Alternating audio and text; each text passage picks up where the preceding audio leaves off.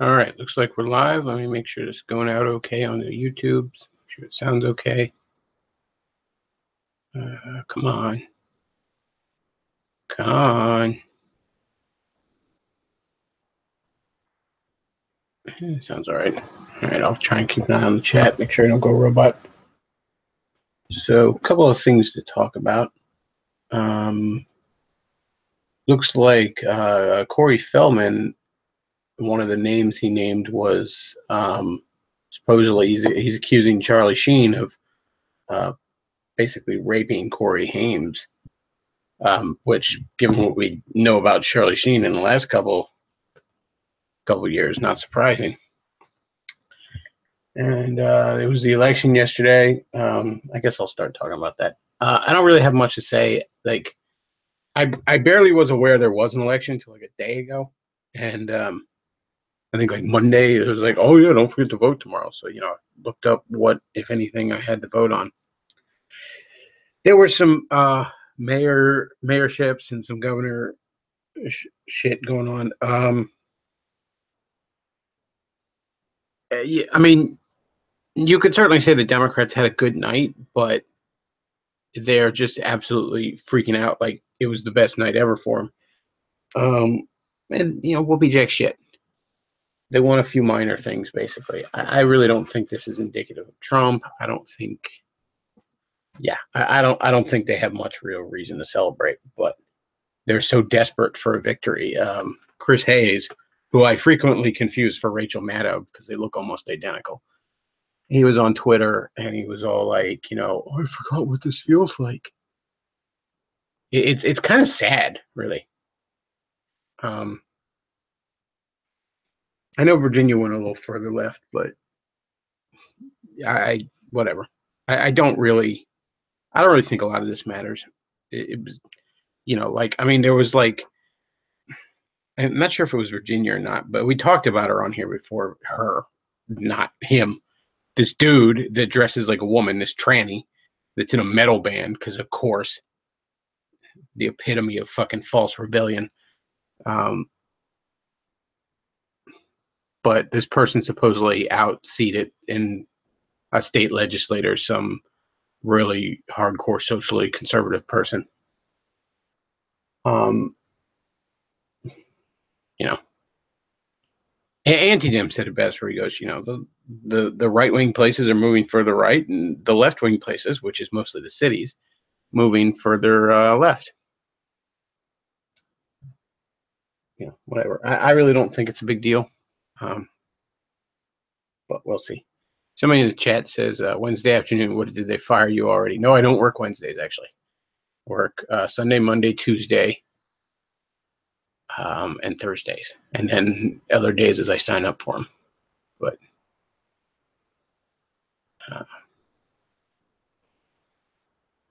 let's see, what else?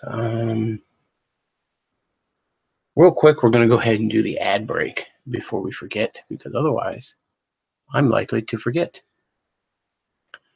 So, let me bring it up where I got to read.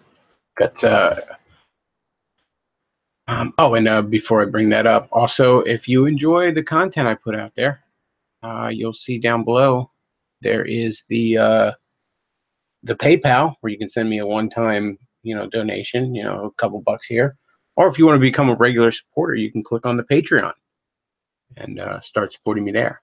So yeah, if you appreciate what I do, that helps me keep doing it. So the ad is for Aaron Clary's books. So Christmas is not just around the corner, but it might as well be, because you're all going to procrastinate until the 11th hour and make mad dashes to Walmart hoping they're open late Christmas Eve. Worse, some of you will follow the sheep and actually do your shopping the day after Thanksgiving because you hate yourself and want to be an easy target for terrorists.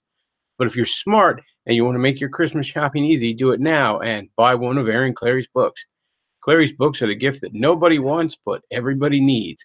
Be it Bachelor Pad Economics, Worthless, Reconnaissance Man, Curse of the High IQ, Black Man's Guide Out of Poverty, or Poor Richard's Retirement, Clary's books make great gifts for all the men in your life. All men, and even women, need to know the knowledge and wisdom and advice in these books, and the younger you know, the better. So give the gift that can save lives. Aaron Clary's books. They're available in paperback, Kindle, and audiobook formats, all conveniently located at Amazon.com. And while you're at it, considering hire Cappy for a private consult to make sure you're not fucking up. Visit him at assholeconsulting.com. All right, so yeah, check that out. There's the link down below, just below my Patreon and PayPal. So when you're done sending me some shekels, you can you, you can check out Aaron Clary's books there. So what else do we want to talk about? Okay, yeah. So a little bit of reader mail. Somebody asked me this in a comment in the comments of a video, and I told him to remind me by sending me a mail. He says, "Hey, I'm that guy from the comment section, and I was wondering about your coming to Christ and such, and what sort of materials led you to it. Thanks." So, and he asked the same thing in the comments of one of my previous streams. And I don't really have like a big dramatic road to Damascus kind of moment. It was a very gradual process that I struggled with and wrestled with for a very long time.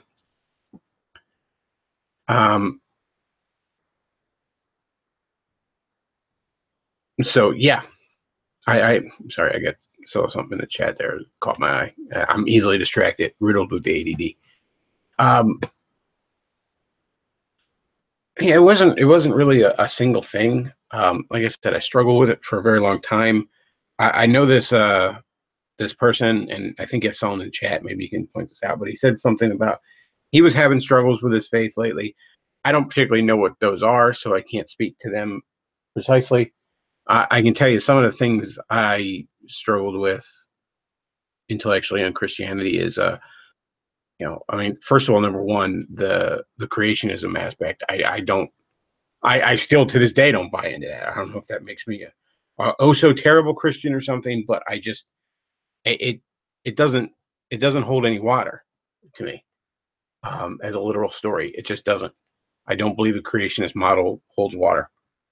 It's not to say that you can't poke some holes in the evolutionist models, by certainly, um, but that seems to fit the facts far more than the literal creationist model.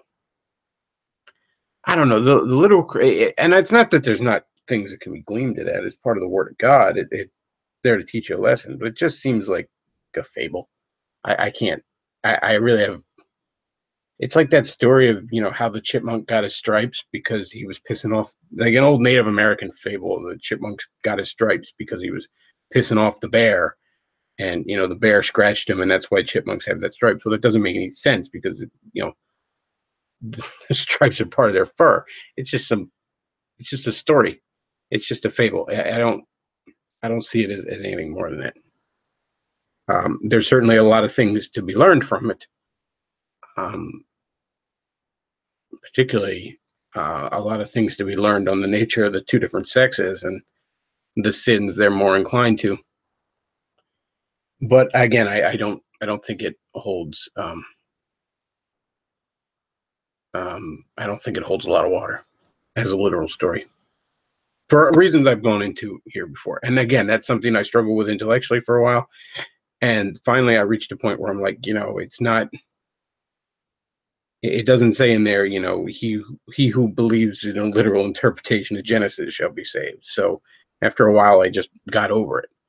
Um, do I know exactly how? Like I believe the evidence points to largely an evolutionary model, and I believe the evidence also, when you look at it, points to the historical account of a literal Christ and a resurrection that can't be explained in many other ways other than on face value. And do I know how those things go together? No, I don't. I really don't. But I also don't know how the Trinity works. And if you think you do, you're wrong. And I also don't know how God's sovereignty and your free will both coexist. And if you think you do, you're wrong. Um, so at a certain point, I had to just, you know, no matter what your worldview is, there's going to be certain times when you can't square the circle. There's going to be certain times that things just aren't lining up, that you just have to admit you don't know. So that was something I struggle with. The free will versus predestination kind of thing, free will, God's sovereignty thing, that's something I struggle with intellectually for a long time, because the Bible very clearly teaches both, and they seem to be a contradiction in terms. So,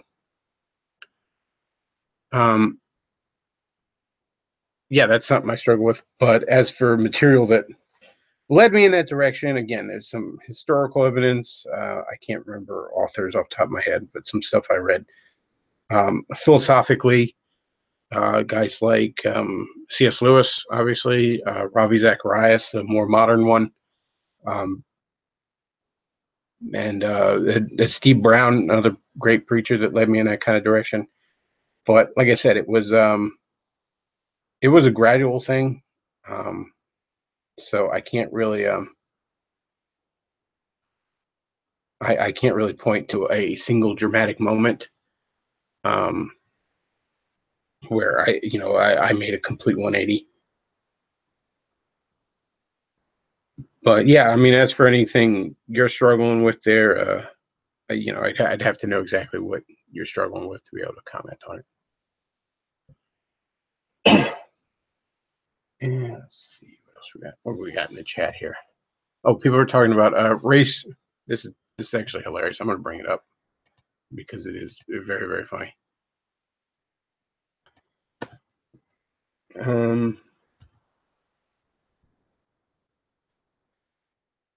Race Jacobson, on again, off again sponsor from Race Ride Apparel, started this Kickstarter free starter campaign. It's a crowdfunding thing. And the premise here is movie Bob Chipman goes to the bunny ranch. I'll read here. Movie Bob Chipman is an obese diabetic virgin who makes his living at failing to be an ubermensch in front of the camera. He spends his free time fantasizing about growing vertical farms and exterminating middle America to please his feminist waifu, Nita Sarkeesian. He also jerks off to his own self-image of being the successor to Super Mario, who will throw the evil successor to Bowser, Donald Trump. This man-child obviously needs to get laid. If he gets his dick wet, he may just chill the fuck out and move out of his parents' basement. Let's make this a reality. Let's liberate this virgin from the chains of his own self-righteous wet dreams. Let's send Movie Bob to the bunny ranch. All proceeds of this fundraiser will go towards the hooker, $3,000, including hazard pay, and travel expenses, including hotel, flight, car, and food, but mostly food because look at him. Give generously because we need this as much as he does. This is absolutely fantastic. And I'm not on Twitter, so I can't even do it. Although Race did set me up a Twitter account. I will check that out. I just haven't yet. And I am on there as a troll account, but nobody follows the troll account anyways. He's got like 50 followers or some shit.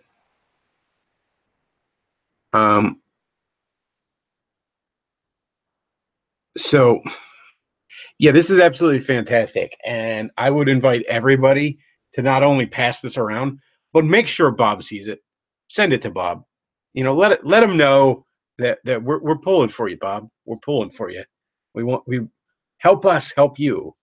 But no, seriously, I can't wait to see him. Because here's the thing. I picture one of two reactions. Either he'll make fun of the fact that it has no money, which pledged to it, which of course he doesn't because it's a joke account, you dipshit.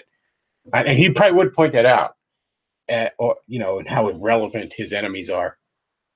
Or you'll see him go on a just absolute mad tirade about Donald Trump and middle America needs exterminator, whatever kind of bullshit.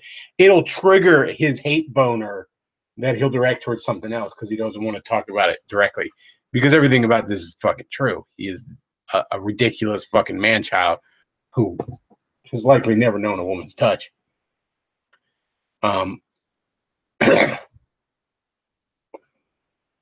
But yeah, I definitely recommend checking that out. So in the chat says, hey, Bechtloff, question. I've been checking out DC Rebirth, which is current DC kind of status quo, as it were. And it seems DC is backsliding to SJW horseshit. Thoughts? I really don't know I mean, again, there's not a ton of DC books. I'm not reading a shit ton of DC books. I can't tell you. I'm not reading a lot of anything. Um, most of the books I'm reading right now are little crossover minis. Like, I mean, I just got done stuff like the Justice League Power Ranger crossover, and right now I think the second Batman Shadow crossover I'm reading, which came out right after the first. Um, yeah, stuff like that. Batman White Knight is surprisingly good. Like, a lot of people accuse it of being a SJW horseshit pile, but it kind of isn't. Um, it's not real. It doesn't really have us any kind of real political message. Period. But it it's a very interesting deconstruction of the Batman mythos, which are good once in a while. I shit on you know things that just deconstruct genres, but every once in a while it's good to do that, or to take things to their absolute logical conclusion, that kind of thing. Let's see. But yeah, without knowing specifically what you're talking about, I can't really comment on it. Most of the DC books I've checked out have been fine. Um, like the Metal story arc is better than it has any right to be. As goofy as it is, it's still solid. The recent Joker Riddler war going on in the one Batman book's really good. Somebody says, "Did you hear Brian Michael Bendis jump ship from Marvel to DC?" Yes, I did. That's very interesting because Bendis has been a major force at Marvel for almost 20 years now. 17. He came on in 2000. Hey, Bechtloff, here's a question. Have you donated money to help with Movie Bob's gout? It's a serious condition which affects lovable YouTube personalities everywhere. I didn't. Is that a real thing? Does he actually have gout? Because I would not be surprised if he ended up with fucking gout. I mean, I know he's got the diabetes. I'll laugh my ass off if I find out he actually has gout. I might die laughing. Let's see.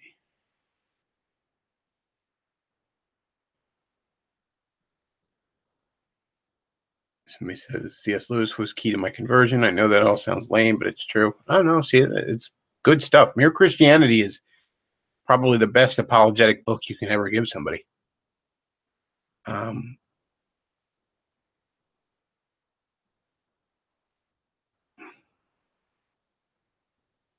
let's see. Um,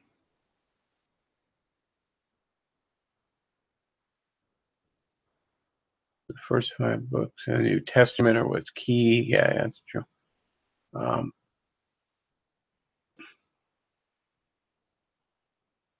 um,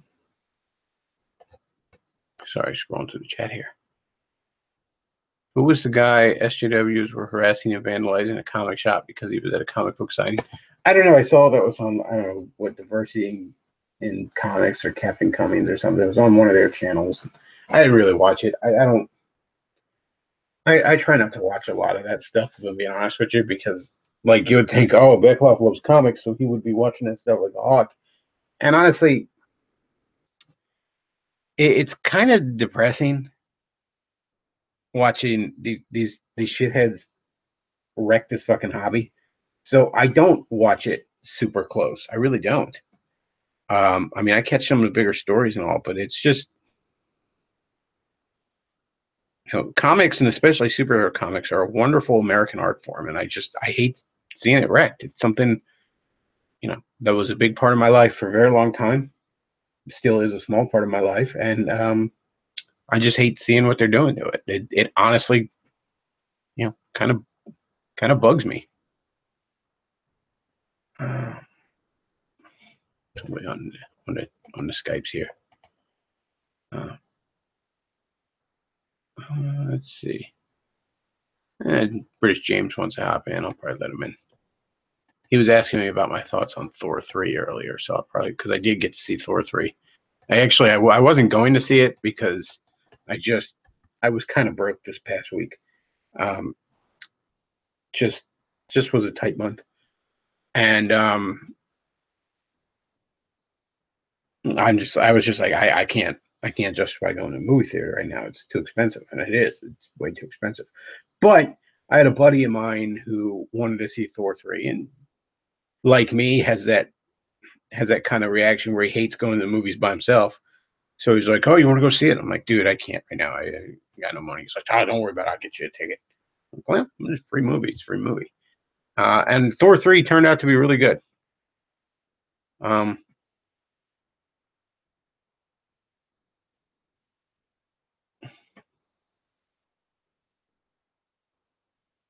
so he said, Bechtloff, whoa, man, all this comic talk is dropping my T levels.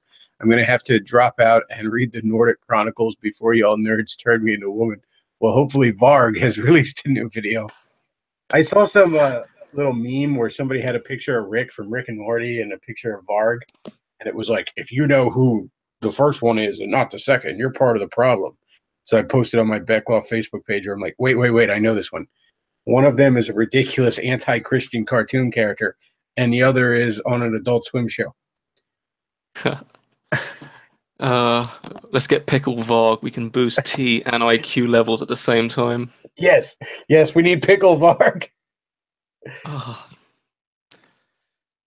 I was going to say though, for free, if maybe because I didn't like Guardians 1 or 2, I actually thought it seemed like a better Guardians film than a Guardians of the Galaxy film. Well, I can definitely see that. It was very humor driven. But then again, all the Thor movies have been very humor driven. Like Thor 1 borrows actually very heavily in dialogue sequences from the old Incredible Hulk TV movie with Thor in it. Like incredibly heavily. If you ever go back and watch that, you'll see they almost lift whole bits of dialogue from it. And Thor 2, I mean, like everybody shits on Thor 2 as being the worst thing ever. Like Argent will come on here and be like, "It's the worst mainstream movie I've ever seen." I'm like, "Are you fucking kidding me?" Like, I can think of a dozen big box office movies that are worse than it. Thor 2's biggest problem is it's forgettable as shit. I have would to think rank for like 5 minutes to remember who the hell the bad guy is in Thor 2. All I remember is the jokes about them throwing shoes into dimensional portals. It's even the actor who played the Dark Elf, Christopher Eccleston. He outright admitted in British newspapers he only did the role so that he could just get some money and do some like just drama plays. It was completely he can't even remember it himself. So yeah, it's not bad. It just feels like if it was a TV show, it would be that one episode in the middle of the season you kind of forgot about, you know? It's not offensive. I would rank it like when people say Green Lantern is shit or the Wolverine film was bad. It's like no, they're not bad. They're not amazing, but you don't know what bad is if you think they're bad. Well, the They're nowhere Wolverine near bad. movies, I think the Wolverine movies are very, aside from Logan, I think they're all very close to being good. They just sort of fall apart in the end. Wolverine Origins and the Wolverine both do that, where it's like first on one level the ending isn't very emotionally satisfactory of either one. Plus, there's a couple of scenes where they're just like, I know it's fiction and you got to suspend your disbelief, but you need to like follow your internal logic. You know what I mean? If you establish this is how things work, then stick to that. You know, don't just be making shit up as you go along. Like, you establish how adamantium works, and then you just completely ignore it. Yeah, that was the thing. It's kind of a shame we're not going to see another. I mean, Hugh Jackman is technically not a great. I'm not someone familiar with the X-Men, but you've got to remember the Wolverine is a fucking manlet. He's what 5'2", and they essentially got Hugh Jackman because he is essentially a sex symbol. So I'm more interested in how they actually going to. Who are they going to get for someone to do Wolverine afterwards? Because they're not going to go for someone 5'2". I mean, I can't imagine Peter Dinklage being the next Wolverine. Well, no, they're not going to go full midget, but I mean, you could almost do somebody like Tom Cruise. I mean, not him specifically, but that height level. Because Tom Cruise, everyone forgets Tom Cruise is a short motherfucker. Oh yeah, like, you could. Do you know what? Tom Hardy, if he wasn't playing Venom, because he's only 5'7", I think, or 5'8". Tom Hardy's not big. Yeah. You Something need else someone I who think looks really pissed off. something else I really doubt we'll ever see on the big screen. I mean, like 100 years from now, we'll still never fucking see this on the big screen. Would be an actual kid Robin. No, you Like, won't. You won't see like a 14-year-old or like yeah, someone. somebody that is actually between 10 to 15 years old being Robin on the big screen, live action. That's never going to happen. Do you know Like, what I just feel the like people would flip their shit about like child and like, look how much they bitched about like the Kick-Ass movies.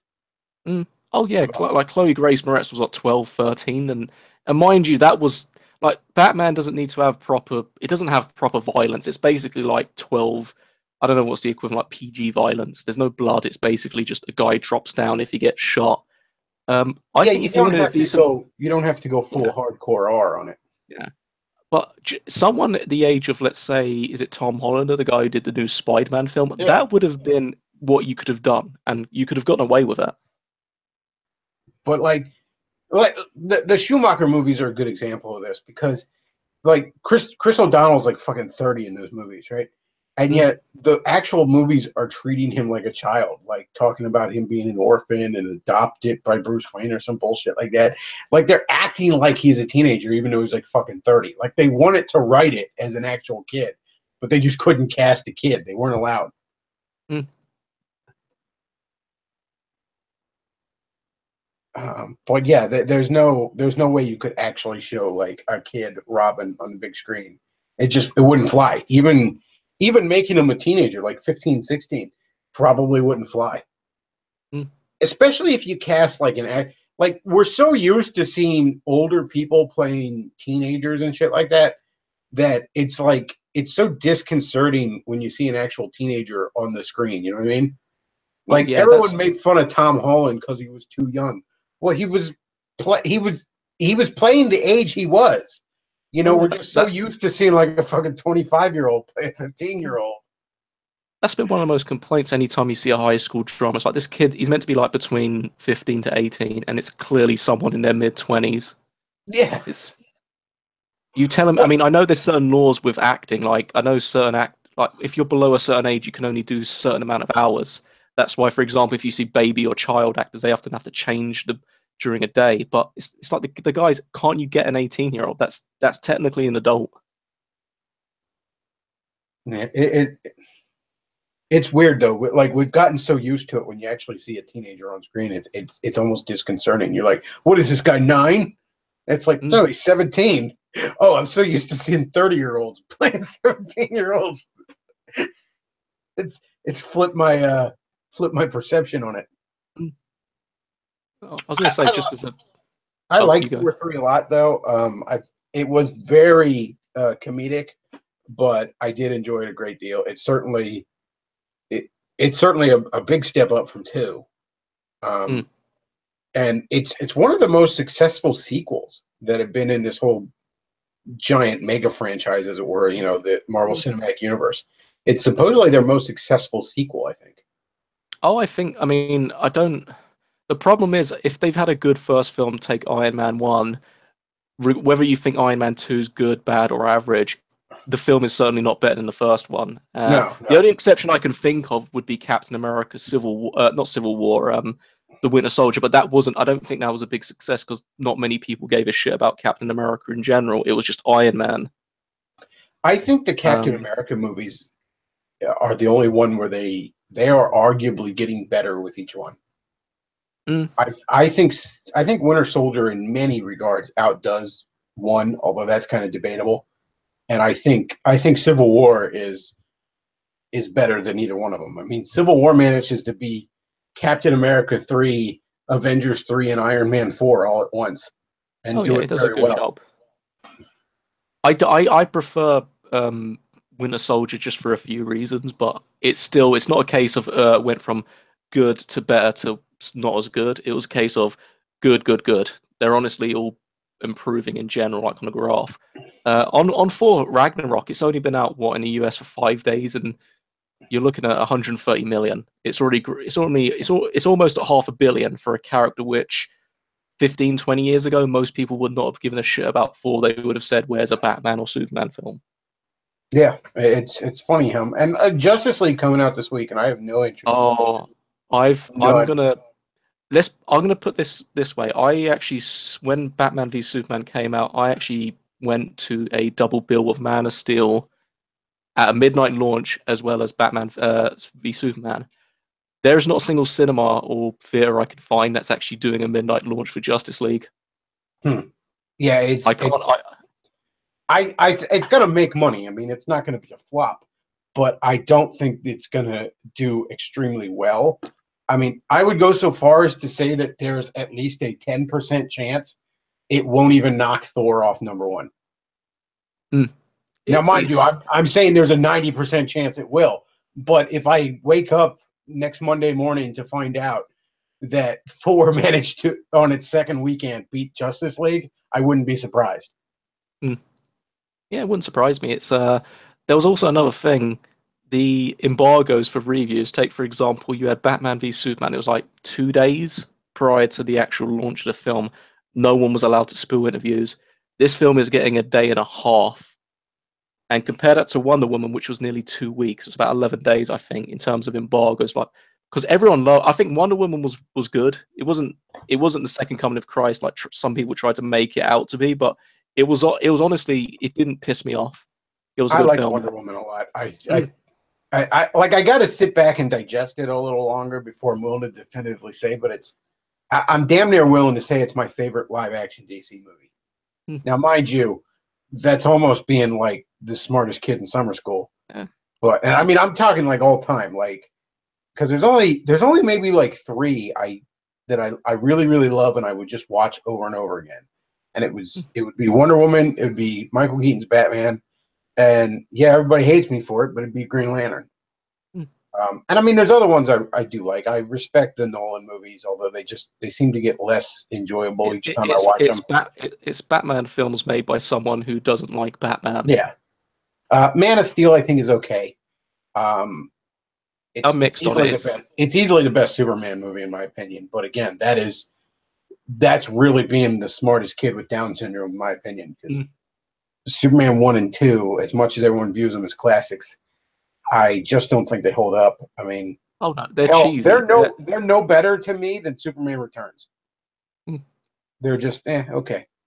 I mean, hell, I would place like Jonah Hex above any Superman movie as far as what Mm. would I rather watch it again.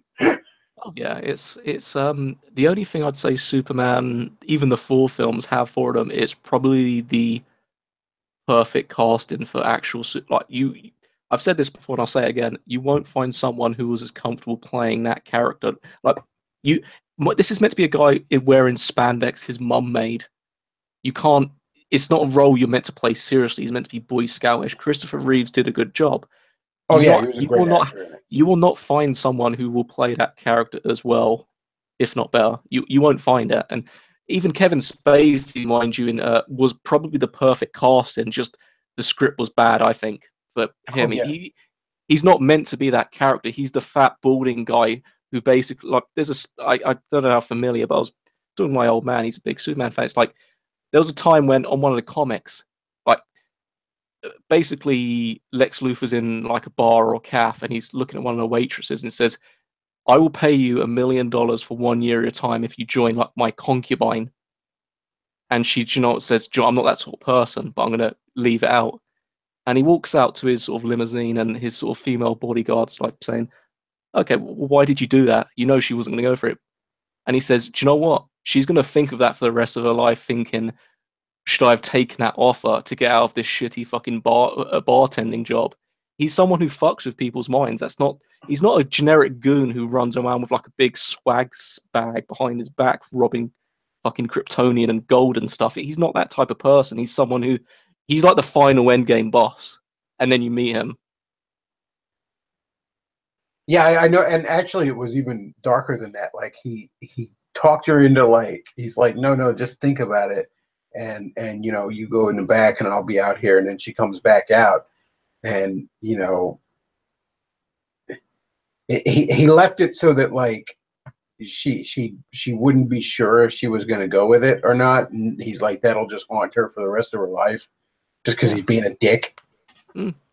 it's perfect for his character. It's there's even a point where he finds out who Superman is. And it's like, nah, that can't be him. Why? If I was a Kryptonian, practically a demigod, why would I just be a reporter from a fucking home barn in bumfuck wherever? Well, part of the reason, and I mean, yeah, I'm not going to defend it totally because, yeah, the glasses is not a disguise.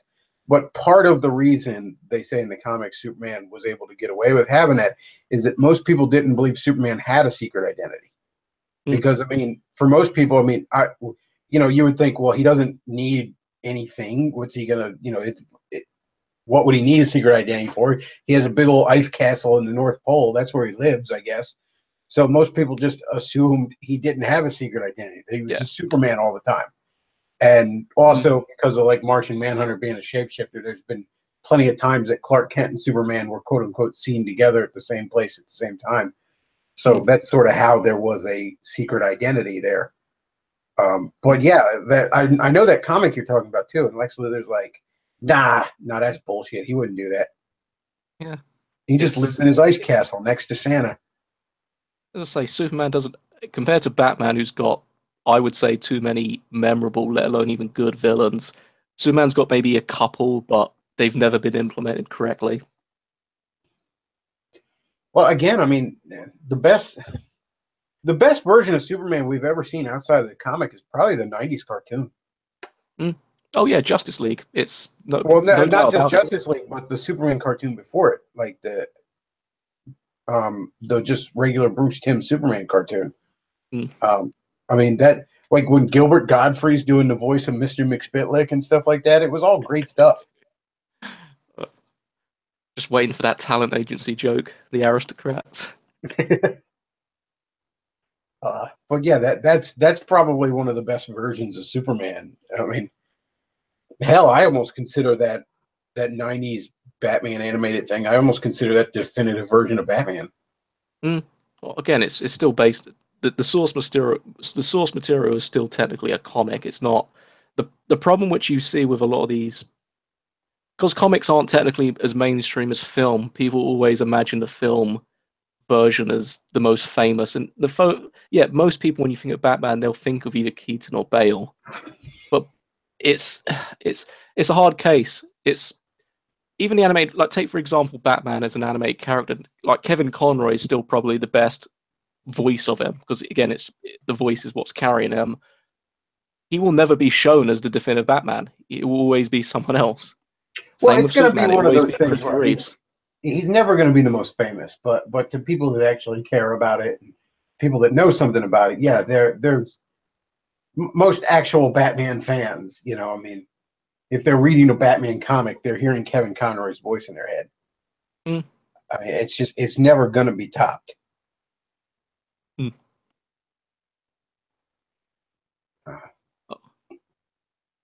But yeah, I don't even think I want to see I mean, like, first of all, a Justice League movie should at very least be the big five. If not, I'm going to say the big seven. And no, that doesn't include Cyborg. Goddamn you, DC. Good old No, Titans. it's Martian Manhunter. But at the very least, a big five: Superman, Batman, Wonder Woman, Flash, Green Lantern. All right, and I'm looking at this, and it's, you got, like, I like Jason Momoa. I like him as an actor. I think his Conan movie is by far better than the Arnold movies. I know that's an unpopular opinion, but it's just simply more true to the source material. If you are a fan of the actual old comic books or novels of Conan, you're going to prefer that movie over the Arnold ones, just period. And I like him as an actor. I think he'd make a great Namor, which is basically what he's playing in Justice League, but that's not Aquaman. He's not playing Aquaman at all. That's just Namor, and we're calling him Aquaman. That's not the correct characterization at all. I like Affleck as Batman, even though I don't necessarily like the writing in Batman vs Superman. I liked his performance. I really like the chick playing Wonder Woman. The kid playing Flash, again, that's not Flash. That's Peter Parker with speedster powers. Just personality-wise, that's not Flash. I mean, Flash is meant to be a little older, if I remember correctly. Yeah, Flash is supposed to be an actual accomplished man. He's a forensic scientist. Yeah. If anything, I think he's too young and too much of a man-child in the TV show. Yeah. and that's leagues above this. No pun intended. Yeah, it's too much quipping. If I remember correctly, they're all meant to be about the same age, give or take. Yeah, and I understand we've made Batman a little older because he's been doing this longer. I Oh can yeah, get over that, but no, like we got Peter Parker as the Flash, and we got Namor, and then we got Cyborg, which that's a strike right there. And then yeah, Batman and Wonder Woman are the only things I can look at that and say that it's even arguably done right. yeah. And I'm just Uh, well, I hold breath for Superman, mind you, but then again, he's not been shown in any I previews. It's probably been the most he's tight-lipped probably thing going to about the be film. like up here at the end or something, whatever. But I Yeah, mean, I should watch a Justice League trailer and have a 10-foot long erection with a bald eagle perched on the yeah. tip. You know, That, I should feel that excitement I felt when I saw the mm, Avengers trailer. You know, like, oh my God, they're actually doing it. Holy shit. yeah. I mean, And I'm just for a looking at it Justice, like, no, no, it's done. It's so botched. I actively wish it didn't exist. mm, I mean, the Justice League, it should be what considered one of the seventh wonders of the world when it comes to if this comic is made into a film. This is one of those films 90% of people who read comics will watch, and it's like no one wants to watch it. It's projected for a lower opening weekend than BVS, and I think Man of Steel as well. And and and they can do it right. Wonder Woman was done right. If they were all like Wonder Woman, we'd have been on track for something here. But Mm. Well, I have you seen any of the images? Because one of the lesser things, well, lesser known things, is that there's been reshoots because Joss Whedon took over because I think it was Zack Snyder's daughter died, and he decided to do reshoots with Ben Affleck specifically. And if you've seen the before and after shots, I I don't know what the fuck Whedon's doing because they look horrible. They make basically they brighten up all the shots. They make Ben Affleck look more like a fucking alcoholic, pale skinned man than he actually is. It's honestly I don't know what he's doing because the thing with Whedon, he doesn't make a bad film. Like you look at Avengers, they're well made, but you're looking at someone who went from directing TV, so it's basically taking low resource TV making and making something good from it. Because Firefly, still a good show, not it's overrated, but very good show, well made. There's no problems with that. But this is a big film, and Zack Schneider, when he knows what he's doing, take Watchmen, he does it well. He was the wrong man for Batman v Superman, but for Justice League, I don't see, know. It's I don't even know if he didn't write Batman v Superman. You know what I mean? He directed it, yeah, right? See, I think the real problem with Batman v Superman is more the writing than the directing. mm, I think if anything, the directing is desperately trying to patch up bad writing. mm, I think the script is just a mess. It's all over the place. It has no idea what story it wants to be. Um, you know, I mean, the dream sequences and shit. When Flash came out of the portal in Bruce's dream, mm. like, okay, I get Flash can time travel. He can't time travel to people's fucking dreams. He's not a speedster and psychic. But also, I didn't even know that was Flash. I kind of recognized it as a boom tube, and I thought like from New Genesis or Apocalypse. I'm like, is that supposed to be Orion? What the fuck is this? And Yeah. you know, I'm sitting there, and I was with a buddy, and my dad was there. My dad leans in, he goes, "What is going on?" And I'm just like, I don't know. I don't know. Like when you lost me, when I'm Mm. sitting here, like I don't know who this is. I don't know what's happening. I don't understand any of this. And you know, I have a near encyclopedic knowledge of these fucking things. Then Mm. yeah, you've done something wrong here. I can't imagine how lost the people with no knowledge of the source material Mm. are, where they're just sitting there like, what the fuck is going on? Mm. Well, it's again even the fact that the film was what 2.5 hours long. The director's cut is about 3 hours. You don't need 2.5 hours, let alone 3 hours to tell the story. I'll give Justice League one credit. It's only going to be 2 hours long. It's actually going to be shorter than 4-3. So maybe Josh Whedon has actually done something right, and he might have said, "You know what? We don't need half of this shit. We're actually going to cut some of this stuff down." Because there was some stuff, mind you, in Batman v Superman, like the fact that Jimmy Olsen gets killed in the first part and no one knows it unless you watch the director's cut. That's some of the retarded shit in that film. God, that movie so. And you know what though? At the same time, like there are flashes of brilliance in it. and this is just the comic book nerd in me, but at the very end, when Batman, Superman, and Wonder Woman are all standing together, I can't help but smile. I'm Mm. like, oh, cool. It's Oh Batman, yeah, Superman, and Wonder Woman. Yay. I And have then to I'm admit, like, the people. whole movie should have been making me feel that way. Mm, I have to admit, people in my cinema applauded when Wonder Woman came on and that theme song that she has came on. That was a good moment. But Oh, yeah. that's one of the few She's good definitely one of the moments. better parts of that movie. Mm. I suspect with Justice League, she'll probably be the best part of it. Mm. I mean, even the shots, the reshoots with Ben Affleck, he looks even fatter. It's like you didn't catch Ben Affleck dieting for this film, did you, Josh? Well, a lot of people have hopped over the years on the fuck Ben Affleck bandwagon. And I've always found that there's two Ben Afflecks, really.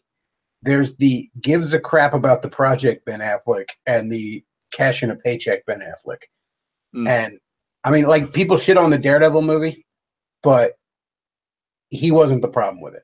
There were problems with it. He wasn't the problem with it. He was damn good in it. Mm. I think he was damn good in Batman versus Superman. I think by the time we get to Justice League, he's probably reached a point where he no longer cares because he knows these things are Oh, shit. well, you look at the decline of how his actual involvement's going. So he was originally meant to be directing and starring in the new Batman film, The Batman or whatever. Then it changed from he's not directing anymore to there's apparently an interview out somewhere out there saying he's actually even questioning whether he's going to do anything after Justice League. Yeah, he It's like, probably recognizes this is all a fucking train wreck. And when Ben Affleck doesn't care, Ben Affleck checks the fuck out. All right. mm, He really stops caring when he stops caring. mm. Um, yeah, when he's like, nope, we're done here, then you're lucky he shows up to set with pants on. You know? Oh God, yeah. It's there's those sort of actors where you get him passionate. He's not. I mean, he's not at any sort of like Marlon Brando level. It's like I'm just gonna walk on set, give me $1 million, and then I'm just gonna fuck off. He actually, to a degree, wanted to care at some point. You saw passion. He's somewhat in cahoots with like Kevin Smith, and whether you want to shit on him for some of their worst films, they like comic books and to a Oh degree yeah, want to make good comics. Affleck's a big fan of this stuff. He Yeah. loves it. He wanted, and that's probably why he's checked out emotionally. He Mm. probably was so excited. I'm going to be Batman, and I'm going to be in a Justice League movie. This is going to be tits. This is going to be the Oh best yeah. part of my career. It's like, And then it's he's like, just watching everything turn to shit, and he's yeah. like trying to keep it together, but he's just Yeah. finally like, I don't care anymore. Done. He's just crying into a block of cheese with fucking Kevin Smith. It's like we could have Yeah, made something. We could have actually brought like an actual golden age of DC films, and not we, but they fucked up. It's yeah. I don't know. You could tell. You could tell he's just like, whatever. No, fuck it. Fine. Well, Peter Parker's the Flash. I don't care anymore. ah, it's the case of people not getting what made these films. It's you look the whole problem which I think DC had in the whole primary was let's try and do what Marvel's doing as opposed to because Marvel didn't technically go out to make a fucking like take a dot. Let's take the you remember the Universal Doc universe they wanted to do right with all the Mm-hmm. Mummy, the Frankenstein. That's gone. That's not Yeah. happening anymore. All the producers are fucked off from it because the first film fucked up. Mummy, I didn't think it was a terrible film. It was. I won't watch it again, but it wasn't. It wasn't a bad. I did like Russell Crowe as Dr. Jekyll slash Mr. Hyde. He was all right, but if the first film fucks up, it doesn't work. So you've Well, got, I think, Iron part of the Man worked problem, well, yeah, Iron Man worked well, and then they and kind that's of what threw that made the out universe there as possible. like, but part of the problem is they're not, I mean, it's like, okay, we do Superman versus Batman and we shoehorn Wonder Woman into it, and then there's also bullshit time travel shit or something, who knows, and it's all happening so fast, and you get a Suicide Squad movie before you get a Justice League movie. Yeah, It's it's like you're in. just, like, calm down there, DC. Let's have a little foreplay first, all right? Let's Mm, not skip right to the money shot, yeah, you know? it's. And if it were up to me, the way I would have done it is I would have done in the course of 2 years a Green Lantern, a Flash, and a Green Lantern, Flash, and Wonder Woman movie. Yeah. And throughout all those movies, it'd be interconnected. and I would constantly hint around to the fact that Superman and Batman already exist in this world, right? Mm. Like we just reference them a lot. And then at the end of those 3 movies, then you skip into a like Superman and Batman approaching them all, and we get into a Justice League film. Because nobody needs Superman and Batman introduced to them for the 47th time. You know, like it would almost, and it, because you don't need to introduce Superman and Batman, and it would almost build kind of a bit of suspense with the longtime fans, like what exactly is this incarnation going to look like? You know, that would have been a way to do it organically, and you could have done it at least in maybe like 3 years, but it still would have had some organicness to it. But no, it's just like, no, fucking shove everything we can into Superman versus Batman, and I don't know, Suicide Squad, Harley Quinn's popular, and then fuck it, I guess we'll do a Wonder Woman movie, which turned out to be the best one. And that's the one it felt like they added as an afterthought. Well, they don't seem to understand that Batman and Superman, the two, are in that sort of golden sphere of films where these are comic book heroes no matter what is going on around them. As long as you make the film good and you fucking sell it well, it's always going to make good money. Even with, like, I reckon without even Heath Ledger's death, I reckon that film would have still made about 800 million, 700 million. It would have still been a massive success. Like mad right before that. I mean, you don't need any sort of big controversy or a nice cinematic universe. Batman and Superman, they're the pillars. The thing is, it's become less of a sort of triangle to more of an inverted one where it's like, yeah, these are the 2 bottom films. They're going to make something someday, and you're probably not going to like it, but don't worry, you've got Thor and Iron Man to keep you happy. Yeah. It's honestly, DC is amazing with how badly it's tried to emulate Marvel Studios and fucked up. Yeah, the DC movies are a big disappointment. They really are. I should be so excited about a Justice League movie, and I probably will not even see it in the theater. I think it's in about a couple weeks, if I remember correctly. It snuck up on me because I think here in the States, at least, it's this coming weekend. Well, so I'm going to see it. I'm going to be cautiously optimistic. Because maybe why not? Just a bit of hope. Maybe they'll surprise me. Maybe they've learned. Then again, mind you, I actually like Suicide Squad, so who knows? I just haven't seen it. I honestly, Suicide Squad. I will say this now. I think even Arini would back me up because I remember him saying he did like it himself. It did. It took villains which most people somewhat knew because most, like, Harley Quinn is not, in terms of female villains, she's not famous, but most people know her. You don't need to give a famous character background or a huge half-hour to an hour monologue about what it's about. That's what the film did right. It took characters, set them up as bad guys, and said, we're going to put them in a situation. That's all you need to do. Same with how you're set up with Batman, Superman movie. Have them as side characters, if not references, and then put them in to a Justice League film around characters who aren't as famous. Yeah. And if you're absolutely concerned about, what about origins? Then you know what? You bang out a real quick origin sequence for 5 minutes in the beginning of it. Like, remember how the second Ghost Rider movie, just real quick, was like, yeah, this is why I'm Ghost Rider. Catch up. This ain't the remedial class. I've not that's seen what you do. You just be like, yeah, he's Superman. Different world. Come here. He's a Superman now. Shut up. Wait, is the second one still got Nick Cage? Because I've not seen the second one. Yes, it still has Nick Cage. I like both those movies, actually. Yeah, the first one was solid. Well, I'm going to go ahead and wrap this up because the dog's over there crying, so I'm going to shoot the dog. And, yeah, that's right. Your time's up. I've had enough. Take him out to the woodshed. No, I'm not going to do that. I couldn't do that. He's lucky, though. He has it coming. But I can't do it. James, thanks for hopping on. It's great as always having you.